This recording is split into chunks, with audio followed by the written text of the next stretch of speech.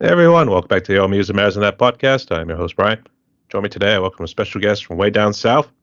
We got Richie Warwick, aka the House of Warwick. How you doing, Hey brother? guys, thank you for letting me be on here, man. I appreciate it. No worries. How you been recently? What's new? Um, Not a whole lot right now. I mean, I'm working on a new EP that I'm hoping it'll be out by September. Outside of that, just my head is swimming with all the incredible music that's on the online indie community, man. There's something good coming out like every day. It's hard to keep up with. That's for sure too. And just for the audience sake, can you just say where you're located at, somewhere in the world? Yeah, I'm in a little place called Habersham County. It's maybe about an hour north of Atlanta. So I'm up here in the North Georgia mountains. That would be home. That'll be home. Yeah. And actually, yeah, my cousin has a house down in Georgia here too. So every now and again, we venture down south, and go chill, close in around Brown's Plantation. That's where it tends to be located at, or at least what it used to be called. So, Okay. so Good deal. always beautiful state, always delivered.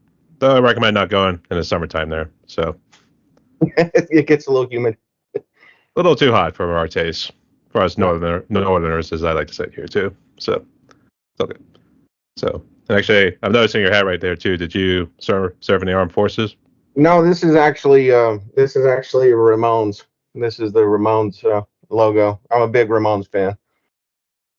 All right. I was seeing Joey at first there too. I'm thinking like, is that something? I don't know if it's like some crazy Latin or something at first, and I was like, Right. so Yeah, big Ramones fan. They're one of the reasons I'm playing music. To be honest with you. all right, sounds good. You get to elaborate more on that in just a little bit here too, as well as your music. But Richie, I want to welcome you to my podcast right here. So the way it's going to work is, I already sent you over the questions right here. So let's get to know you more, both as the musician, but also as the individual as well here too. So you all ready? Sure. All right. Absolutely. So here, let's start with the first one right here. Let's always start at the beginning. So let's get to know Richie Warwick a little bit more. So who are you, and how did you become a musician? Well, growing up, my dad was a drummer. He played in a lot of different bands. So when I was over at his house, if I had the chance to be over there, his house was totally full of music equipment. And then my grandmother on my mom's side, she had a lot of music equipment in her house. Before my time, she was a bass player and a singer for a gospel band that toured around the South for a bit. That was definitely before my time. So growing up, I mean, music was just kind of part of it. I didn't realize that I actually wanted to do anything with it probably until I hit maybe 13 or 14.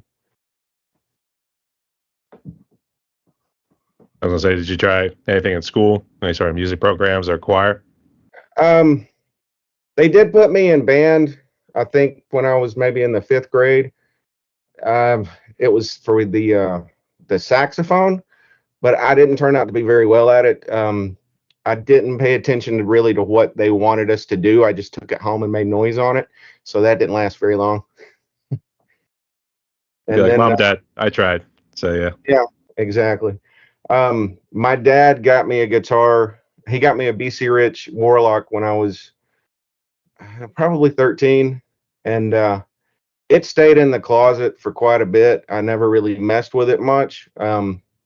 By the time I was maybe it stayed like that maybe for about a year. I didn't touch it. By the time I was 14, that's when I discovered the Ramones, and it's like, man, I love those guys, and Johnny Ramone's like, I mean, if he can do it, then I could learn at least a few chords. let's say it But was a yeah, song. I want to be sedated. Was that the first song that got you into it?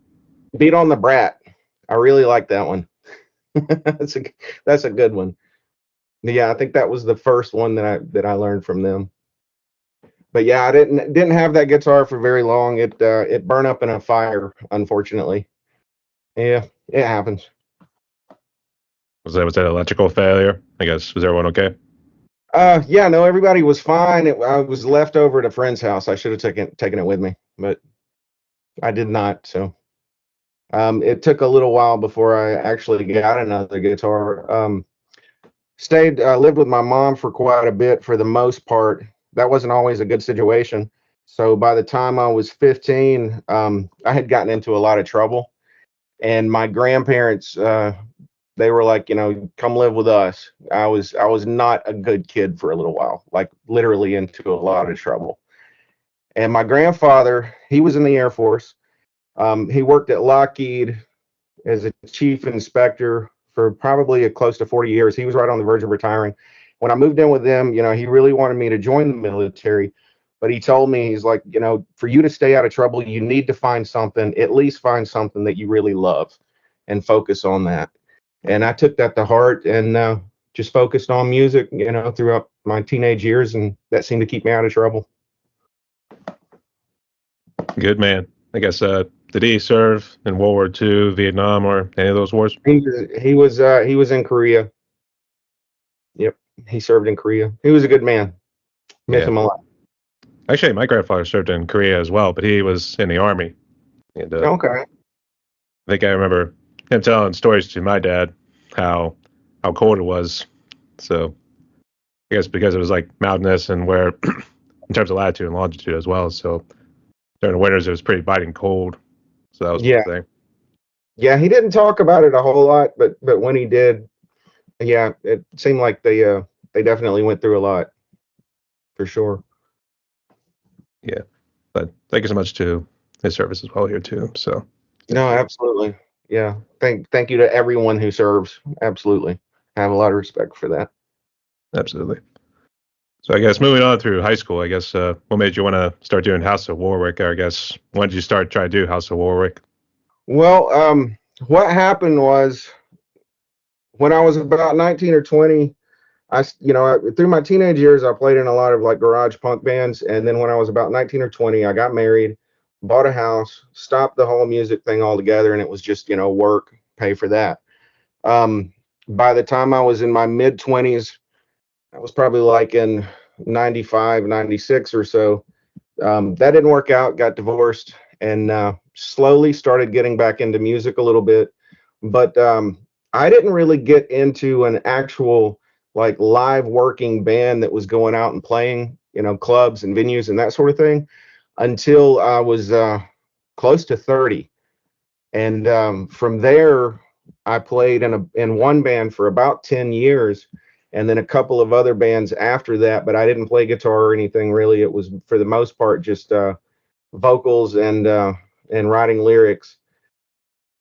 The whole thing with House of Warwick, after almost about 2 decades of continuously playing out almost every weekend, I just got burnt out from it.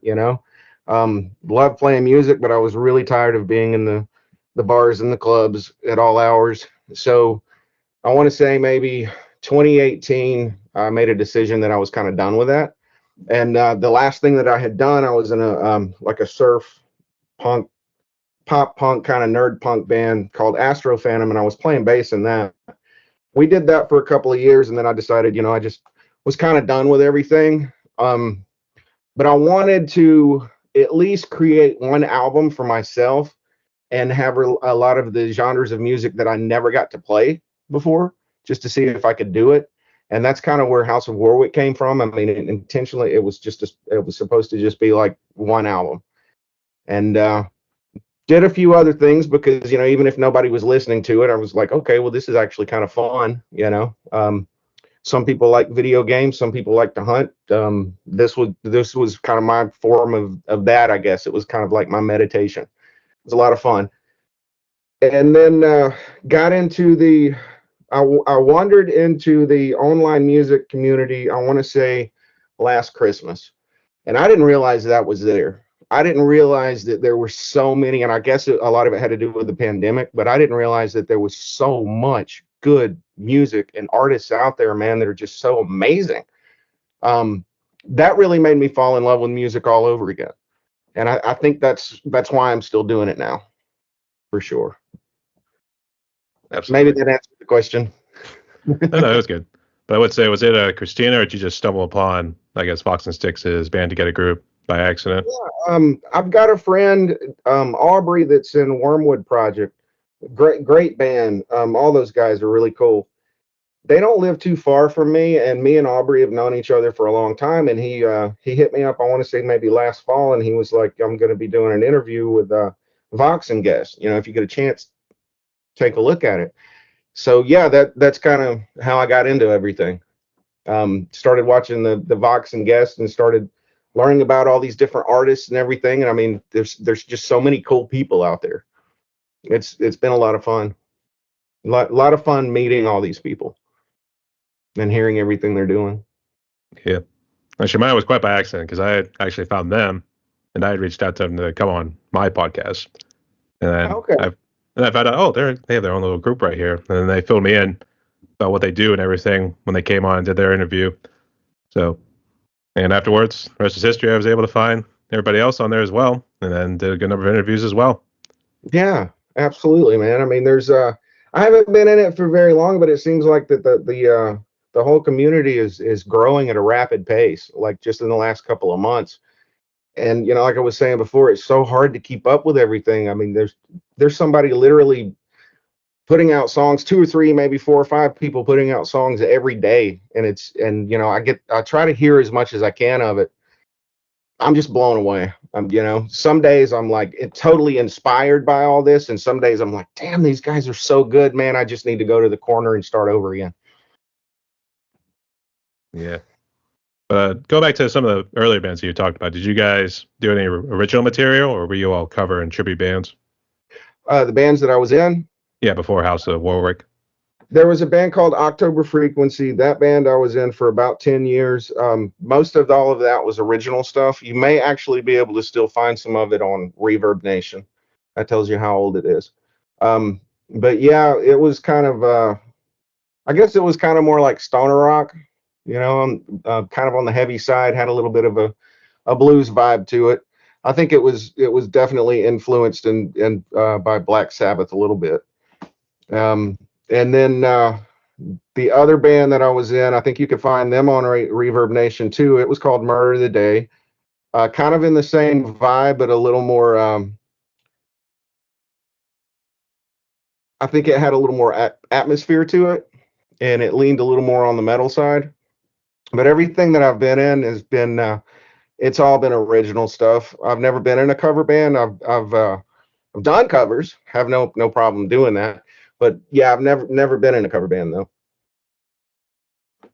I was being a big fan of the Ramones. I was thinking maybe you did some sort of covers from them. If you go on Reverb Nation, you can find a cover of Pet Cemetery where when I was playing with October Frequency, we did do that. That was a lot of fun. Definitely sounds like it would be. But I guess in terms of influences, I guess was it Johnny Ramone that was perhaps your biggest influence? Or I guess which one of the Ramones was your biggest? And then if you want to list any others, go ahead. Johnny and Joey both. You know, Joey Ramone just had an incredible voice, very unique. Really, just the whole band, man. I just fell in love with all of them. Other influences that I mean, bands that or artists that I can't imagine, you know, being without would be. I'm a big fan of Bjork. I love her stuff. Um, I'm a big fan of the Talking Heads, and absolutely love Typo Negative. Just I love Typo. Love everything about them. I hate that Peter's gone. I hate that Joey's gone. But what do you do? Just remember them in memory. But yeah, they Pierce still enjoy. May they rest in peace. And actually, you know what?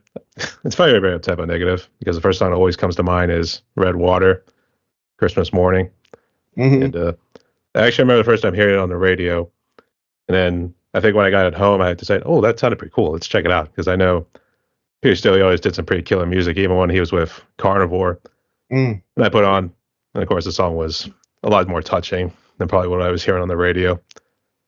So, needless to say, it was a very touching song, but I guess they never played it live because of the subject matter and everything, too. Right. Yeah, my favorite album from Typo, I actually became a Typo fan later in their career. A friend of mine let me borrow World Coming Down, and that's my favorite album from those guys. That's probably my favorite album of all time. I instantly fell in love with that album. It's got some really good stuff on it. Oddly enough, I did read a thing that Peter didn't really want to do a lot of those songs live because the subject matter meant so much to him. I guess it touched him so deeply. It's hard to get through, and I can understand that. That album's actually gotten me through some pretty dark times as well.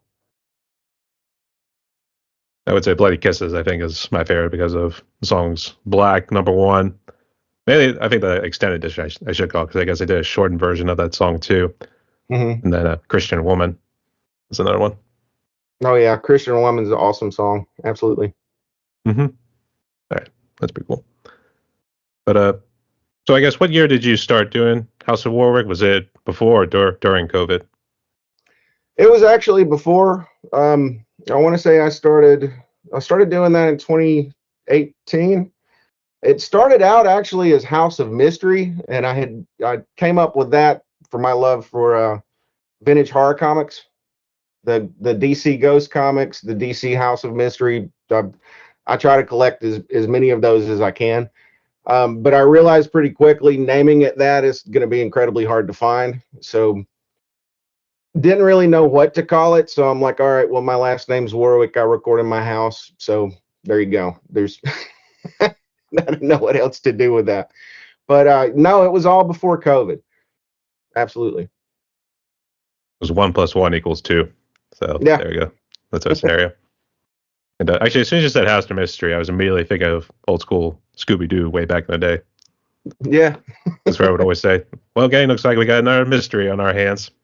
So right. Let's see why. I guess touching on COVID right there, I guess. How bad did COVID impact you, family, and music-wise? Music-wise, it didn't really affect me at all because, by that time I wasn't playing any live bands, at the moment. Personally, the job that I had was one of those jobs, or the job that I still have is one of those jobs that requires you to continue doing your thing. And you have to be in and out of a lot of houses. So, it was just, we had to adjust a few things. We'd get up in the mornings, we would send in our temperatures to everybody at work and let them know that, hey, we're all right. Lots of masks, lots of gloves, definitely in and out of houses continuously. Oddly enough, man, I don't remember at least for the first year and a half, even catching a cold. And I don't know if that was because we were masked up so much, and being really precautious about everything, or what it was. I didn't catch COVID until it sort of died down a bit, and everybody was like, "Okay, it's good. You can take off the masks," and then boom, then I catch it. What do you do? But we did have my wife on her side of her family, we did have some people that we lost. I know there's a lot of people out there that lost a lot of family members, and that just sucks all around. But yeah, I guess things are a little better than what they were. I hope so. Same here, yeah. And actually, I was kind of the same way, but I was actually during a little vacation with my family, and bar hopping in Nashville, you can probably guess what happens when they're telling you that COVID's on the decline. Mm-hmm. Getting it after being over 2 years of precaution, and you still end up getting it. So, yep, same here. I actually caught it from a family member's house during Christmas. They I don't know if they knew they had it, or we still don't know exactly who had it, but yeah, everybody wound up getting sick after that. And I was only over there for maybe about an hour or two. So someone did something to did you have a turkey or a ham? Because I'm assuming the main course was one of those sort of dishes. That was a weird thing, man. I went over there and to say hey to everybody and, drop off some presents. I didn't even eat anything, but that's the only place that I could possibly think that I would have caught it from. That was the only place at the time that I had went to and had been around a lot of people in close contact and not using any precautions. Could have got it from a gas station. I don't know, but that's what I'm thinking anyways. Somebody. Yeah. Really sorry for the losses that happened along the way there too. So I'm sorry about that, man. I can see why. But definitely talk about interviews and other interviews. Yeah, people, it's a little bit of a mixed bag. Some people have been extremely blessed. They've been real lucky. Didn't lose any family, and others have lost a good chunk of family as well. So you learn a lot by opening up to people on these interviews as well here too. So, and it's good to see you are doing well they're made. So keep up the good work. Okay. I guess let's go ahead and talk about the gear here too, because I'm assuming this is the lair of Warwick right here too. So I guess what kind of gear do you got right here to make the magic happen? Not a whole lot. I'm still using, as far as to record with, I'm still using GarageBand, and my friends laugh at me and they're like, "Man, you need to get on Logic," you know. And I'm like, "I will. I'll do that. I'll upgrade one day." And I have not done that yet. I guess I'm one of those guys that's, if it's not broken, don't fix it. But I'm sure I'm missing out on a lot of stuff. I'm sure that I could definitely be upping my game if I was using Logic. Outside of that, man, it's I've got a little practice amp, orange amp that sometimes I'll use, you know, for my distortion or whatnot. Most of it is just plugins from GarageBand that I've kind of shaped and gotten the sound that I want out of it.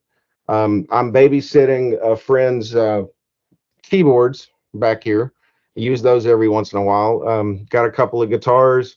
One of the things that I really like using is it's a Boss synthesizer S1 200 pedal.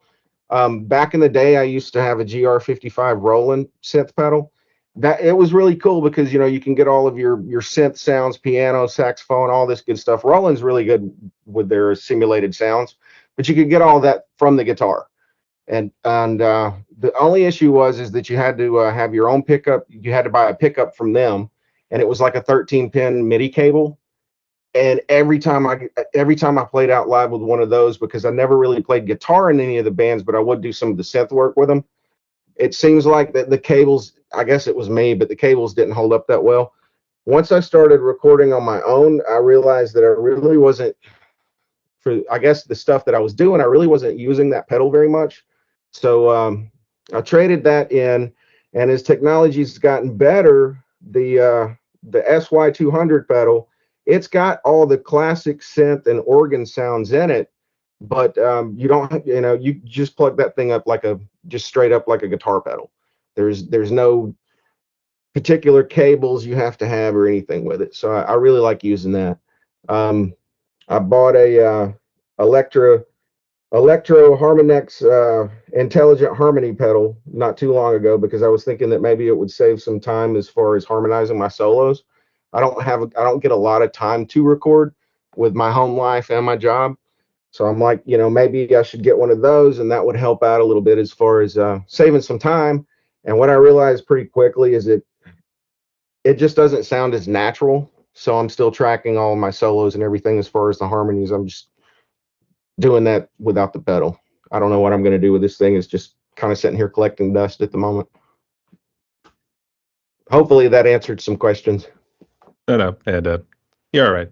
Yeah, that was actually along those lines here too. But I was going to say, I think it's a stutter and saying where it's like, if it's not broken, don't fix it. So, and I think that kind of permeates its way up here to the north. But I do use Logic because I know you're got Mac computers back there as well here too. And I would say, I think when you're a Mac user, it's a little bit cheaper. I think it's only $200.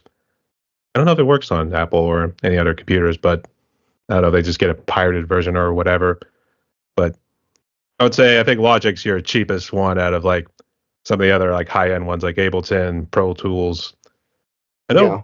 I know they talk about Reaper a little bit, but that seems to be more for rock and metal, and now it's starting to become a little bit of a mixed bag with Reaper. So I think tread carefully with that one here too, because I think one of my interviews they said they tried it and they now absolutely hate it because they couldn't get all the music to line up. So see what. And yeah, I'm definitely working on a budget for sure. But you know, whatever I can get my hands on, I'll make it work somehow. I mean, it's supposed to go, so I can see why. Yeah. And is it just strictly you that does House of Warwick, or does somebody else help you out from time to time in terms of maybe doing drums or anything? For the most part, it's me. Every once in a while on some songs, few and far between, I've had some friends, you know, do maybe some guitar work. I'm hoping to collaborate with some folks in the future or whatnot with some songs. Um, for the most part, though, it's just me. I do the vocals and the bass and the guitar and the synth work and all that. The only thing that I don't do, even though, and I know it sounds weird, my dad being a drummer, I can play, but I'm not that flashy. So, and I don't have to tell you, it takes quite a bit of money and a good space to be able to get a really good sound out of a live kit. So I'm still kind of programming my own drum tracks, and sometimes that takes longer than what I want it to. But I try to make some of the songs. I try to make them sound as natural as possible, and to get it sounding sort of to get them to sound intricate, it takes quite a bit to mix them and to program them the way that you want them to go. It would I know some really good drummers in my area. It would be awesome if they would come do the drum tracks for me. That'd be great.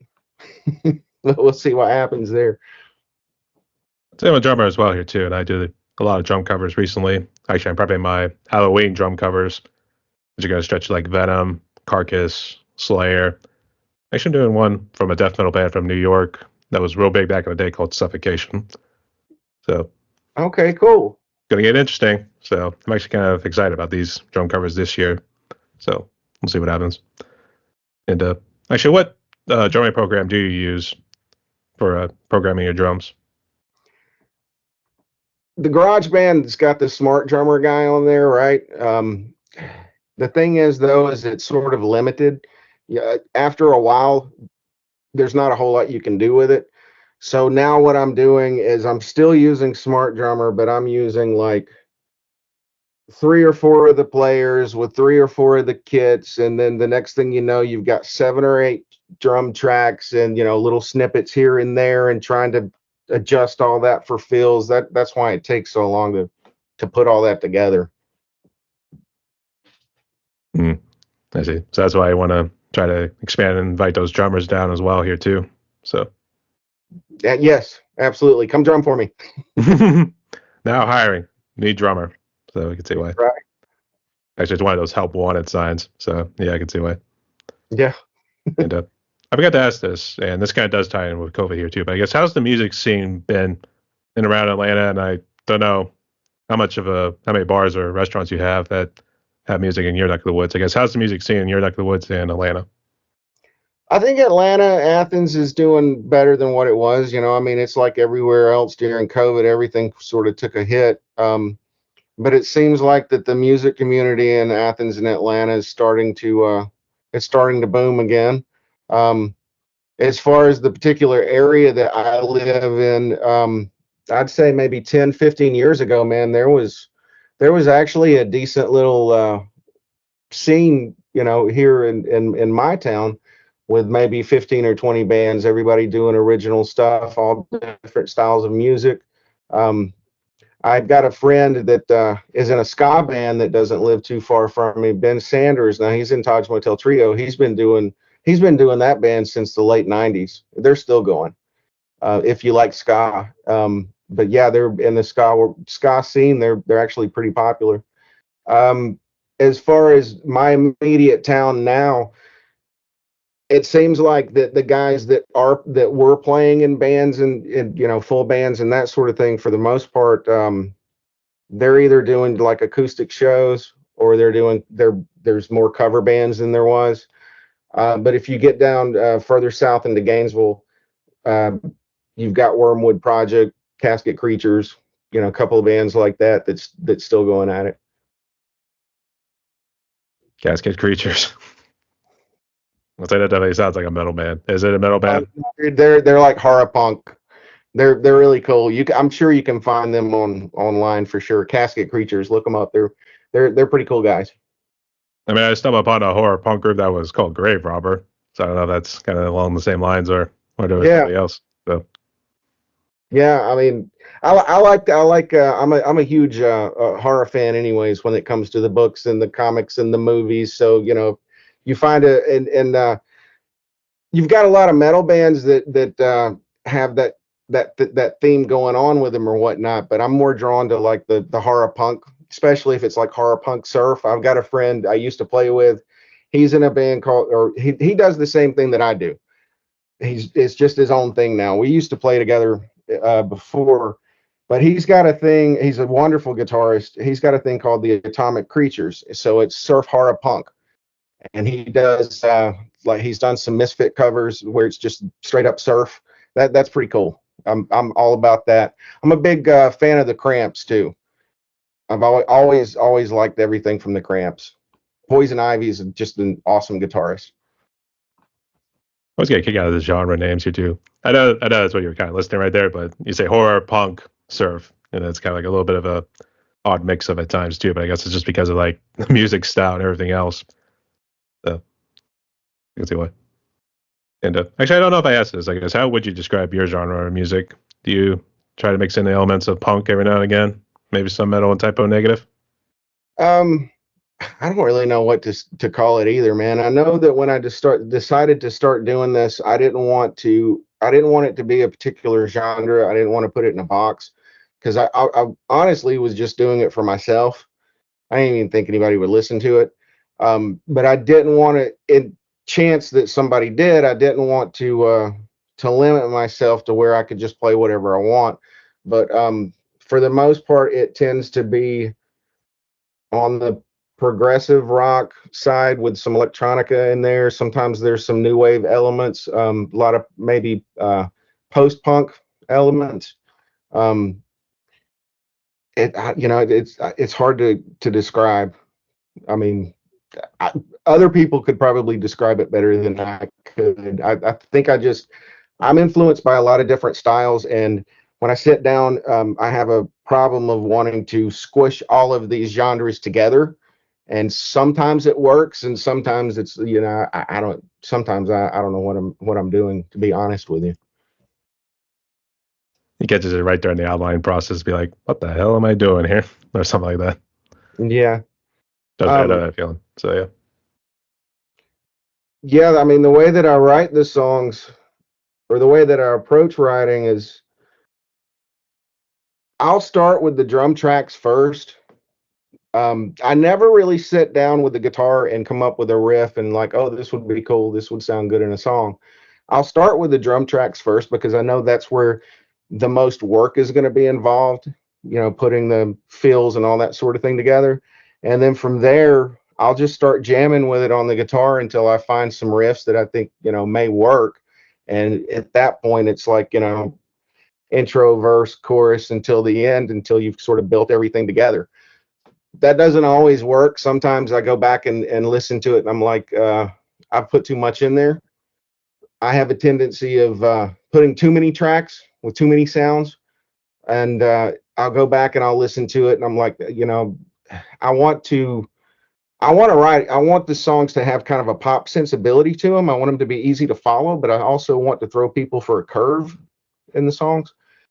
So yeah, a lot of times I'll go back and I'll listen to it and I'm like, am I trying to write a song, or what am I trying to do here? So then I start to edit everything out. I've gotten into the habit of now when I record something, I won't listen to it. Once I feel like it's done, I won't listen to it for a good couple of weeks, maybe a month. And then before I release it, go back and listen to it with, I guess, fresh ears and see if there's anything that needs to be changed. And 9 times out of 10, there's always something that needs to be taken out or changed. Less for me, less is more. So I'll take out quite a bit of stuff. I'll edit everything out. I'll kill my babies, so to speak. That's kind of a brutal way to put it, I guess. Metaphorically speaking, let's not go legit right there. Metaphorically, yes. Let's not go that far, but okay, that's good. And actually, that was the next question right here. But I guess sometimes, do you come up with like a lyrical idea and then try to build off of that, or do you always do lyrics last? Lyrics they're spontaneous. I don't really like writing lyrics. It's something that I feel like that I force myself to do. A cool line might pop in my head or whatnot, and I'll jot that down on my phone. But it's normally the music first, and then it's like, well, I'm great. Now I've got to put lyrics to this, and I have to sit down and write something. But as far as influences for lyrics, I mean, I'm like anybody else. It comes from different things. Um, it's easier to write lyrics about things that I'm into. Like I've got one song called "The Banshee." I wrote that. The lyrics for that is actually based off of a Ray Bradbury short story. So if it's the horror comics or the horror movies, that's urban legends. That's easy to write. If it's something that might be more meaningful or deeper to myself, that's those lyrics are harder to write. But I try to kind of keep things as vague as possible because I mean I understand that if somebody listens to something, for the most part, everybody's going to get something different out of it. Um, so I am very vague a lot of times with what I'm talking about, and then whatever you get out of it, that's your thing, you know. That's normally how it goes. And yeah, I can see why. And I guess were you real big into like Stephen King, like his book It? Because I think you mentioned one earlier. Yep, I am. I'm staring at it right now. You got it on your Yeah. bookshelf. Oh yeah, yeah. It's all King, Clive Barker, and let's see. There's a couple of other people over there. Joseph Campbell, Dostoevsky. I like some of his stuff too. Um, yeah, big Stephen King fan. I think my favorite book from King though would be The Stand, but I'm more into his short stories. Love his short stories. He's got one collection. I think it's called Night Shift. It's got some great ones in it. I think funny enough, Justin, aka Storm Kingdom, and Joe Bowie from Ring of Fire. Oh, yes. Oh, dude. No, I saw that, and I mean, anything that Joe Boo does is awesome. You know, he's the man of many bands. But I saw that this week. Him and Storm Kingdom, and then Mama's Maiden did the video for it. You know, and I mean, the video that she did just tied it all together. I mean, that was probably one of the coolest things I've seen in a while. But very, very cool. Just fill in the audience. The song that we are referencing is The Dark Tower, which is a Stephen King novel. And I was trying to remember what it was about because unfortunately I never really had a chance to really read much of his books. I kind of got more into the epic fantasy ones. Like I did read the Game of Thrones book, just book number one.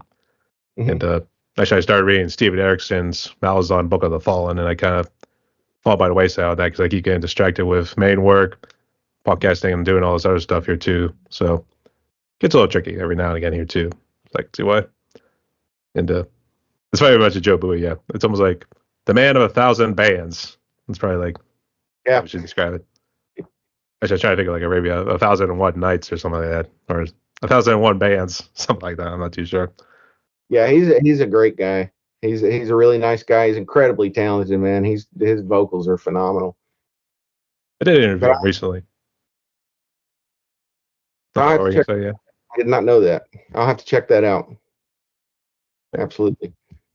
But yeah, no, I get what you're saying with reading. I love to read, but I don't have a lot of time to do that either. There's books that I bought a year ago that I'm like, I'm gonna read this, and it's still sitting there, and out of sight, out of mind.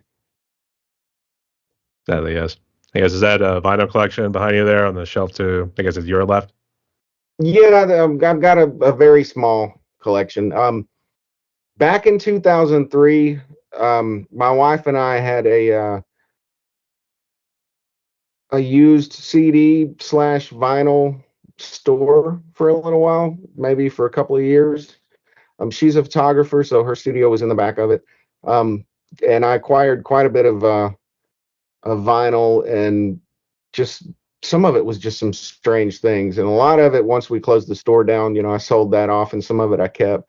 But I've got some. I had some friends who were in a band at the time, and from what I understand, they were living with or maybe one of them was living for a scout for Sony Music. And I guess the idea was that they were supposed to be taking all this promotional stuff to record stores and giving it to them. A lot of it, and if they didn't, I guess they were supposed to just trash it. I'm not sure. This is just what I was told. But in a nutshell, they would bring us stuff like that. So we would wind up with all kinds of weird promotional things. I've got several vinyl copies of System of a Down, Still This Album, and it's got like their artwork that they painted on it. Um, so just weird stuff like that. I've got there's some bands you know, the little do not disturb things that they hang on the hotel doors. I've got some stuff like that from Modest Mouse, and just weird stuff. And hey, you collector of sorts, so yeah, it's always good to get a little memorabilia every now and again. So that's pretty cool. I guess were you actually checking those bands out in concert? Bands like Disturbed or any other ones? So I was in concert. Yeah. Um, for the most, this is sad to say, man. For the 2 decades that I was playing out, we were playing out so much that there's so many concerts I missed. You know, outside of the bands we were playing with. I think the last shows that I saw recently, which isn't that recent, Ghost and Mastodon came through. Watched that. Ghost put on an incredible show. Um, Iron Maiden, when they came back through, that was awesome. I was lucky enough to go to that one. A friend of mine, he was like, "Hey, I got an extra ticket." I'm like, "Oh my god, that's awesome!" Actually, that's the same thing that happened with the Ghost deal. I had a friend that was like, "Hey, got an extra ticket. You want to go?" Yeah, absolutely. Um, but no, I mean, outside of those two shows, the last show that I saw live was the last time that Typo Negative came through to Atlanta before Peter died. That was a while back. Everything else has always been the unsigned bands, or the local shows. If I have an opportunity, some of the local bands that are still playing, if I have the opportunity, I'll go see them. I actually did see Story of the Year, which was actually a real big alternative rock group I grew up listening to a good bit back in middle school and a little bit of high school. So I was actually fortunate to catch them on their, I think it was 20th anniversary now that I think about it, of like their first album, which was Page Avenue. So they covered that whole album. And this year, I got Green Day in September, and they got Iron Maiden when they come up to Pittsburgh in November. So I'm actually pretty pumped Awesome. about that. Yeah, man. Maiden, I mean, to this day, man, still, they just put on a phenomenal show. Love Maiden. Big Maiden fan. I would say for Halloween last year, I actually closed it out. I think it might have been on right on the Halloween, but it was actually Fear of the Dark, and I actually did little movie clips during my drum cover. I think someone was like Evil Dead. Then we had like Okay. Wolfman and some other, and Freddy Krueger, Jason Voorhees. Everyone made an appearance. So That's awesome. Big Bruce Campbell fan. Evil Dead. Hell yeah. I think it might have been Evil Dead 2. I'm not too sure, but it really fit the. It's even better. I was Evil trying, Dead 2 is even better. actually, he was getting chased by something. You never see what the creature is, but it fit the whole thing perfectly during the. It was the first chorus. And I actually used it again for like one of the solos. But yeah, it just fitted perfectly too, because you're not seeing what's chasing you. It's dark outside, so That's awesome. it's totally perfect. So that's cool. And so I know you mentioned earlier about the social media. And I know you mentioned about band together and boxing sticks and everything. So I guess in terms of advice for those musicians on there, I guess what sort of advice would you give to musicians on band together, and I guess musicians in your neck of the woods? Do your thing, I mean, don't give up. Um, every anybody that's an artist, they're gonna have good days, they're gonna have bad days, you know. Just don't lose faith in yourself, and just keep doing your thing, man, and do it because it makes you happy. If you find enjoyment out of it, man, keep doing it, and just be happy. Snoopy dance. Do the Snoopy dance. I've actually been seeing a lot of those Snoopy and Charlie Brown comics showing up recently on Facebook. I guess Yeah, it's a good thing too, because it keeps me distracted from the madness happening outside in the political world. So, absolutely. and I guess you say you're real big into DC comics, right? Like the Batman and those guys. I'm into the horror comics. I'm not really into the superhero comics. I've got some friends who are, but yeah. As far as like for the horror comics, Marvel puts out, obviously Marvel puts out some really cool comics. But for me, like the old horror comics from DC, those are my favorite. Not big, or I am big into like the superhero movies and the Avengers and all that. I mean, who's not? But as far as the comics, it's just straight up just collecting the old horror comics. Tales from the Crypt, Eerie, that kind of thing too. there have been times when DC and I think sometimes Marvel did get sometimes horror kind of merge the two together. And the two that come to mind, I think they were both DC and they both involved Batman. And let's see. The first one I think actually was a Halloween special, and it was the one that did involve the Joker, where I guess he actually removed his face, and so he's all bandaged up and everything here too. And I guess when he kidnaps Batman and the Bat Family here too, he makes it look like he's doing like a little bit of psychological horror. It looks like he removed the Bat Family's faces, so he's just really trying to break Batman to break his moral code. Like it's almost like a last ditch effort, but man, it's almost like I think everyone would lose their mind at that point, to be honest. Yeah, that doesn't sound like a good moment for him for sure. No. That you talking about that? That reminds me of Clive Barker's Nightbreed. Did you ever see that one? Doesn't ring a bell, but I guess go ahead. The book. I'm trying to think of the name of the book that it's based off of. It's really cool. But Nightbreed, it's a great movie. There's a scene in there of this dude he's deciding he's going to remove his face. That's not the coolest thing you want to see at the time, but it was a good movie. For some reason, it reminded me of that. I think I had a little too much fascination with Ed Gein, to be honest, when I think about it. Yeah. As much as I love my horror movies, I'm more of a sci-fi and more of a monster ghost folklore guy. I don't like slasher movies. Just not into them. Never have been. And the serial killer movies and it's not for me. I'll say what you think about Alien when the alien burst out of the chest. Oh, that was awesome. Oh my god. That movie is a classic. But yeah, Ed Gein was a messed up guy. Yeah, no, not cool.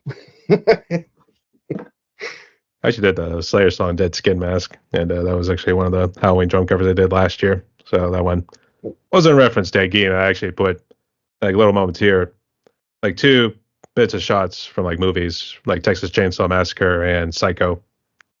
So, still a reference to each one of them because I think that's what each movie was kind of based on him in a way. Yeah, and Silence of the Lambs. I think the Buffalo Bill character was probably based on him as well. I think it was. But good old Hannibal Lecter and Anthony Hopkins. Yep. Back in the day when they're kicking some ass. So I could see why. Yeah, Anthony Hopkins, man, he's awesome. Well, the second comic was still in the Batman universe. He didn't really show up too much, but it actually was an adopted son of the commissioner, James Gordon. And unfortunately, this one, it was a little out there to say the least here too, but I strongly recommend you check it out because it's got the horror elements. It's more issues, not so much of like supernatural. It's more psychological to say the least. So, well, that's cool.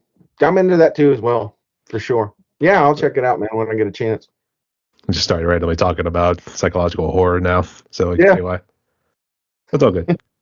And I guess in terms of challenges these days, I don't know if you have gone out and done any shows recently after leaving your bands in the past, but I guess what challenges these days do you face being a musician?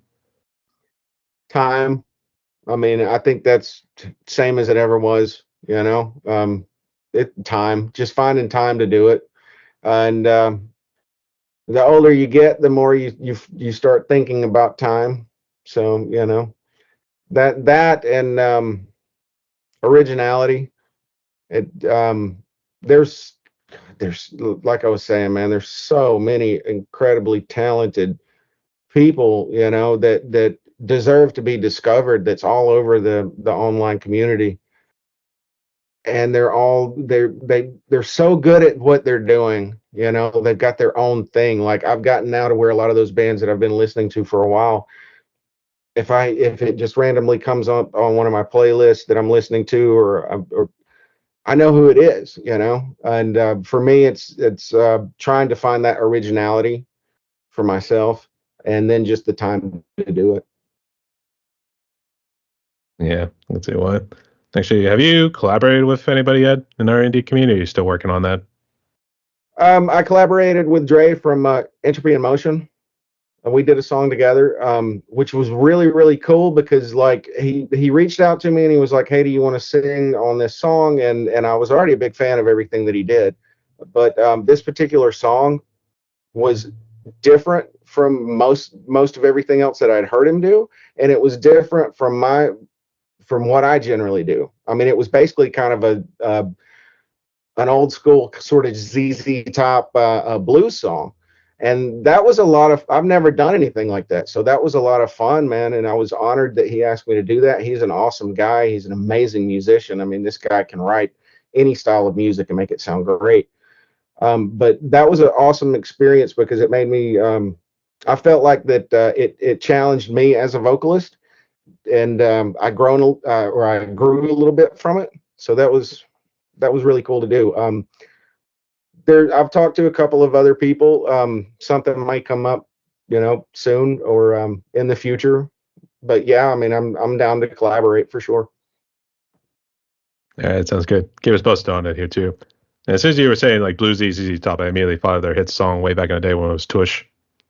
Oh yeah, no, that's an awesome song, man. That whole my dad was a huge ZZ Top fan, so I grew up on all the early stuff before the Eliminator days and that kind of thing. And yeah, man, all their early stuff is awesome.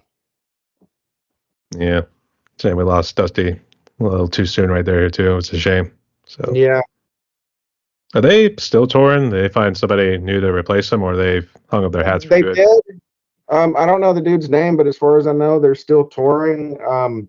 Before Dusty passed away, he actually ZZ Top came up um, to Hiawassee, which is like a county, couple of counties over from me.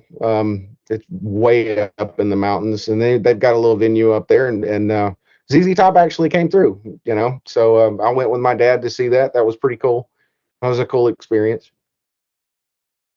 I don't know if my dad did, but I know he saw like a lot of the groups, more so like Kiss, because they used to come what was called the Stanley Feeder back then in Pittsburgh. And I think I think the most group he's seen was actually Ted Nugent, because he was always an opener for a lot of bands.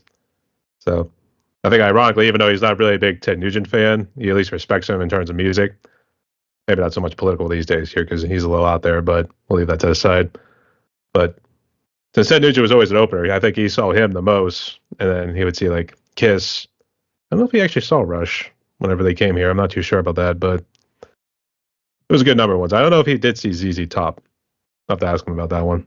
So we'll have to see, but good choices nonetheless. Yeah. Okay.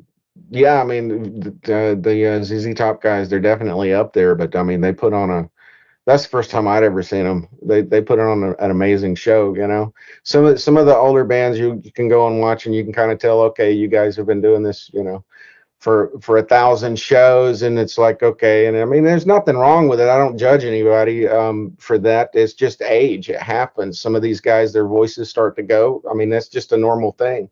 But they were awesome. They just as energetic as my dad was saying. They're just as energetic as they were back in the day. So that's cool.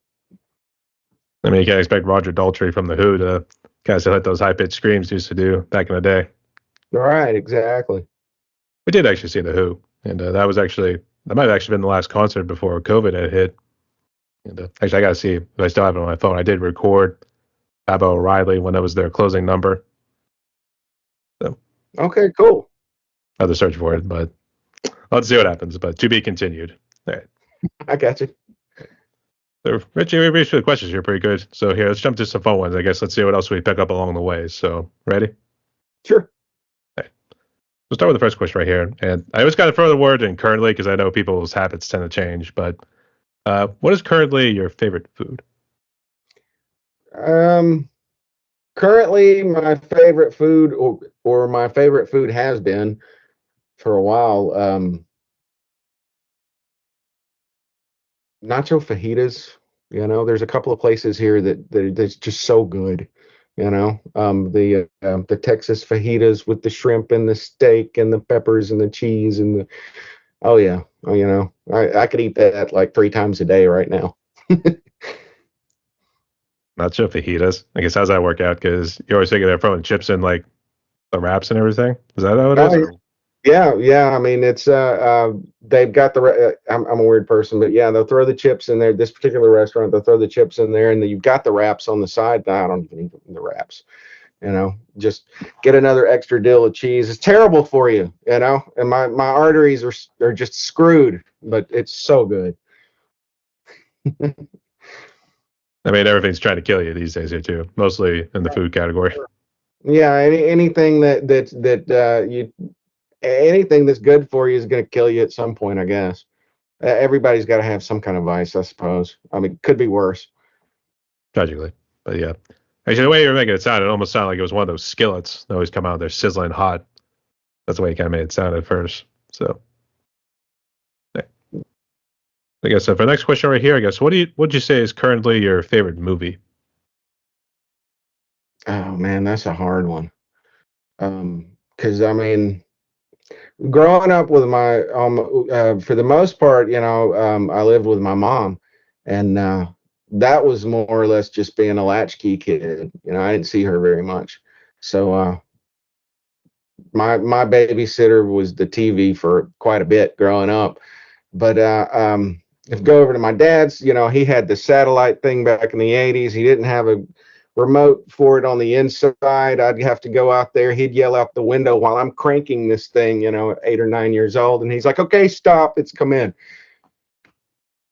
I'd spend some summers with him, man. There'd be all sorts of, movies that I'd get to see. Now, my mom, when she had the chance, she would take me to the drive-in. So as a really young kid, I got to see some really cool movies at the drive-in. I got to see the Road Warrior, big Road Warrior fan. Mad Max, I love all that stuff. That the Road Warrior probably actually got me into listening to metal music. That movie came out, I want to say in '82. I was a small kid and instantly went home and destroyed all my Hot Wheels, just beat the hell out of them. Years later, I'm at my dad's watching, I think, Headbangers Ball, and I see a video from Motley Crue, Looks to Kill, and I'm like, this looks just like the Road Warrior. I gotta listen to this. What is this? Um, let's see.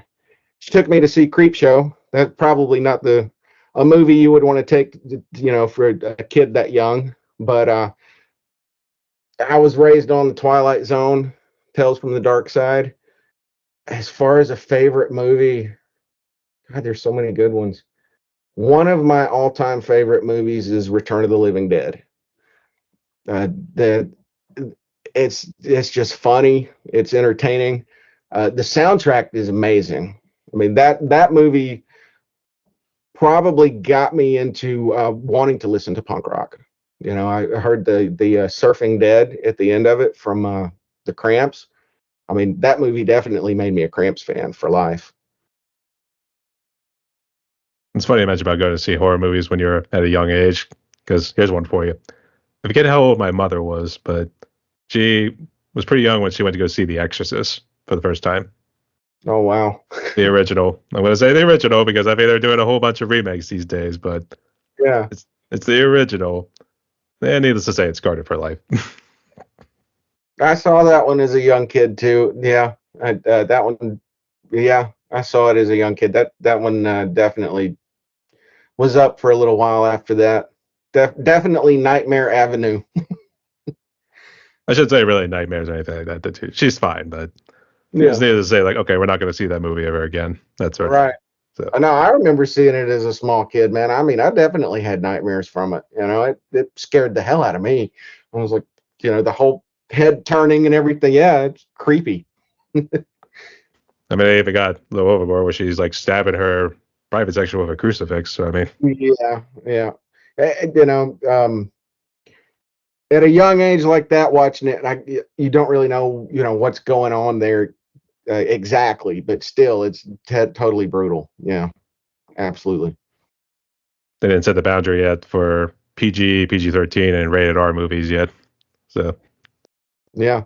And you say you're real big into Hot Wheels. I actually remember collecting those, and I forget one of the racetracks I had. It was like one of those ones that like it shoots up, it kind of like makes like a little loop and comes back around full circle.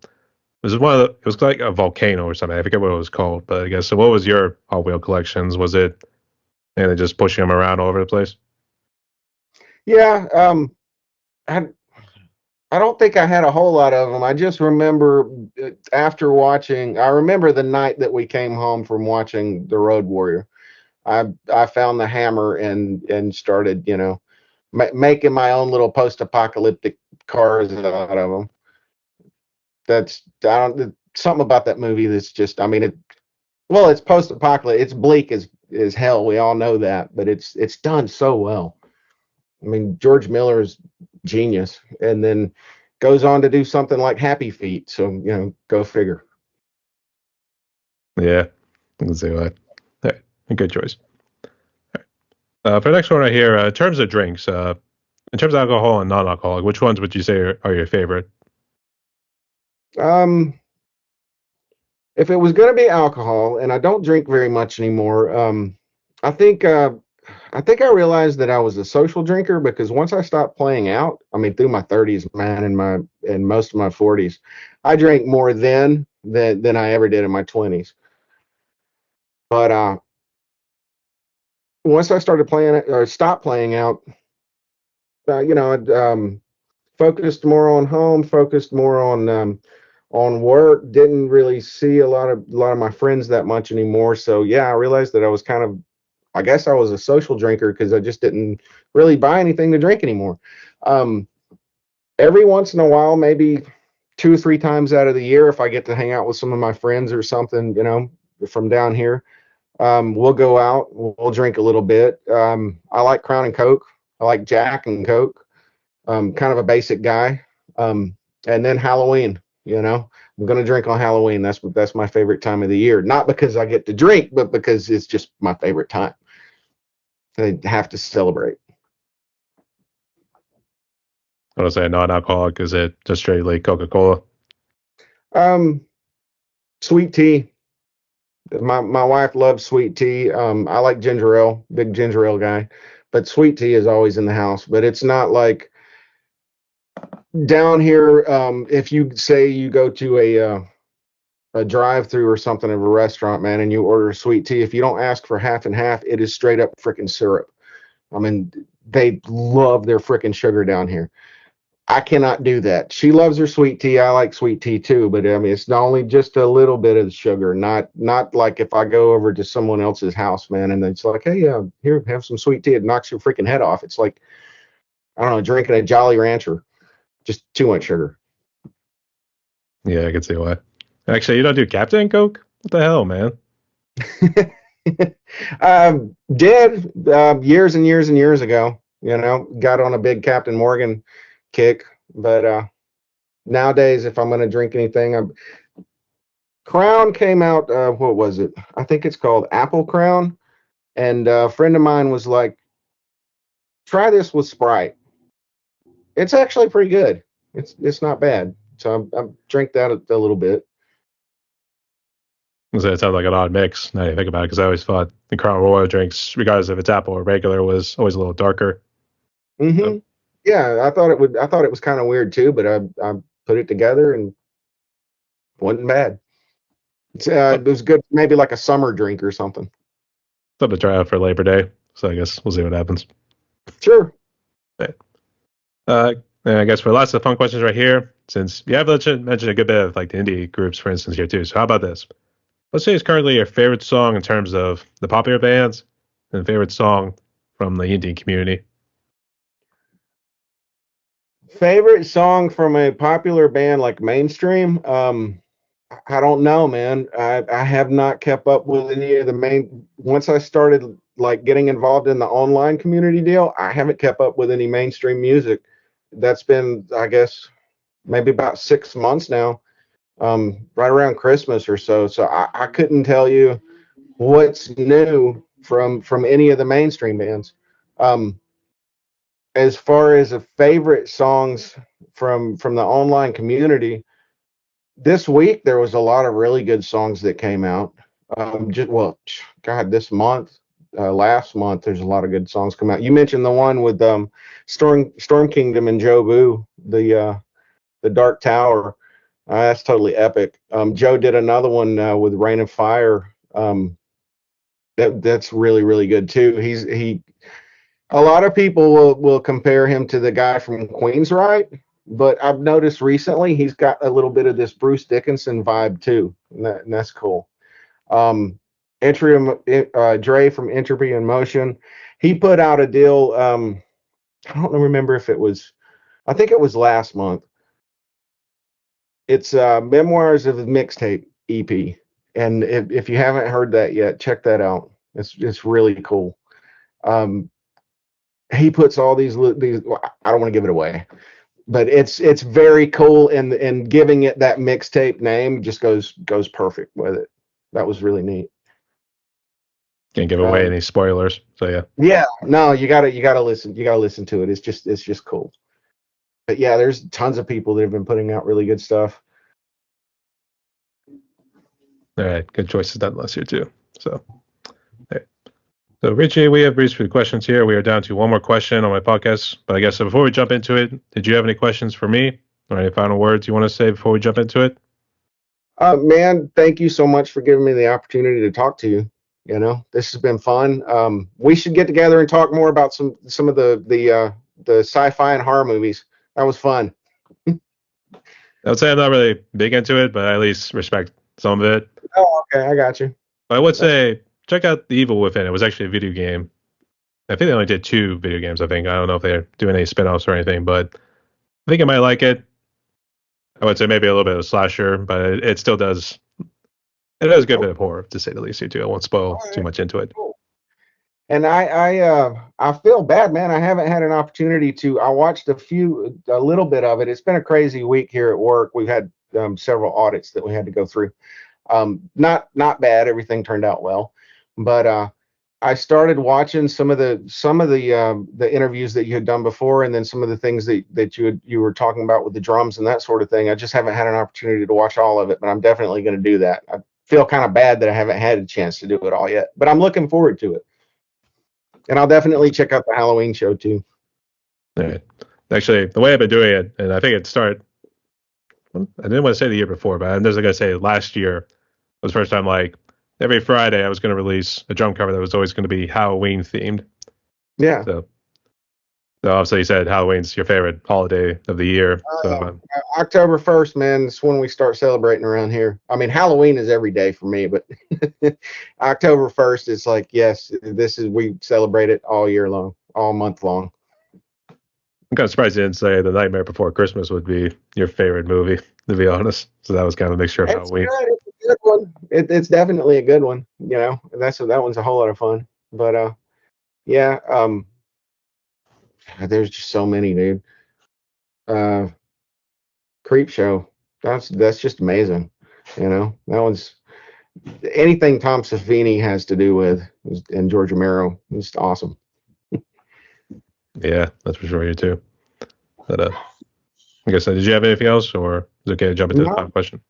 No, I'm good, man. Oh, that's our little dog. He just popped right in right there. Is that your mascot? Yeah, this is Orson. Orson is my producer. He will straight up tell me, and he's my best friend too. He will straight up tell me if he doesn't like something. You know, if I'm in here goofing off on the guitar or whatnot, and I hit a note he don't like, he'll let me know. So it's like, okay, we won't do that. He's my buddy. He's my fur baby. I'm definitely a fur baby daddy. Good choice. All right, sounds good. All right. So here you go, Orson. Oh. Say hey there. He's like, I don't know what's going on. I would say dogs don't really comprehend most of the things that we do. So yeah. All right. But there's a final question. Here you go. So, given what COVID has done, obviously, I know you kind of went through a little bit of rocky patch right there, losing some family members and all, but it seems like you came out better and stronger for the better. But for those musicians who have been impacted by COVID or anything else in their lives, what sort of message of hope could you give to musicians and people out there as we try to move forward in the post-COVID world? Oh, man,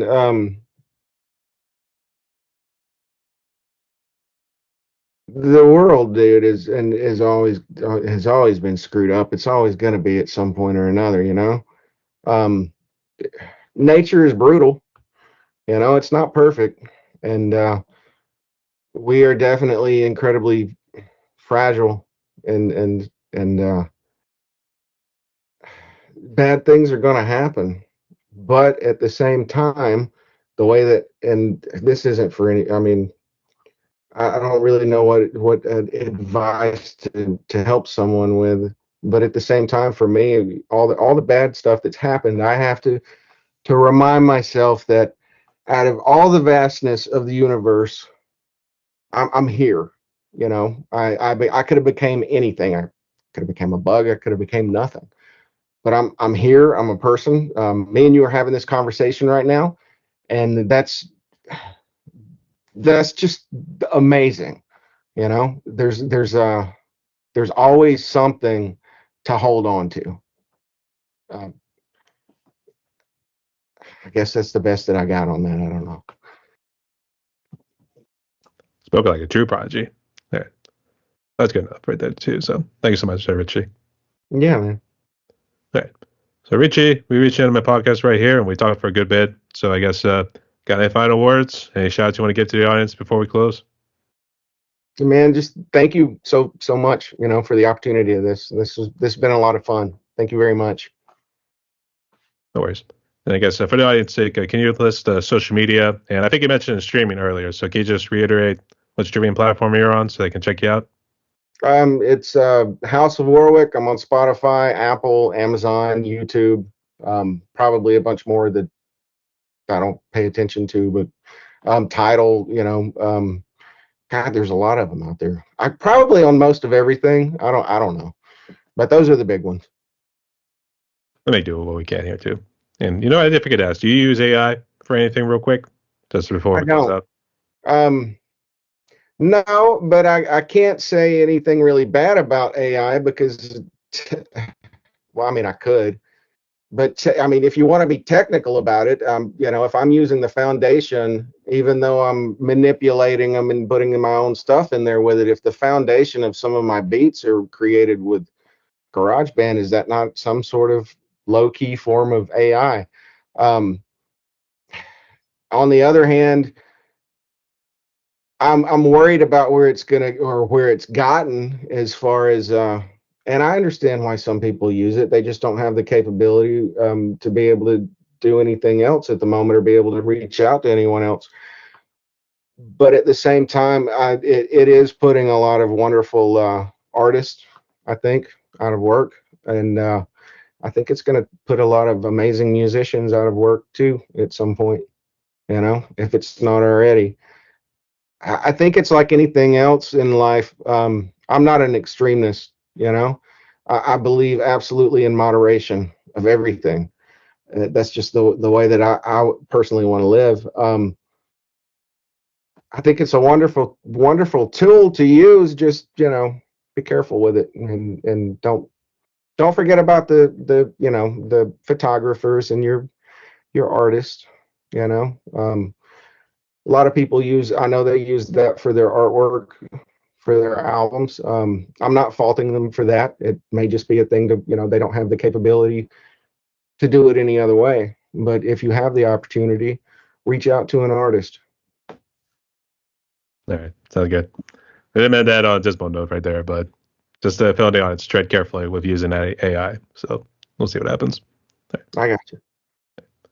So everyone, my guest today was Richie Warwick, aka House of Warwick. So go check him out on the socials and everything here too.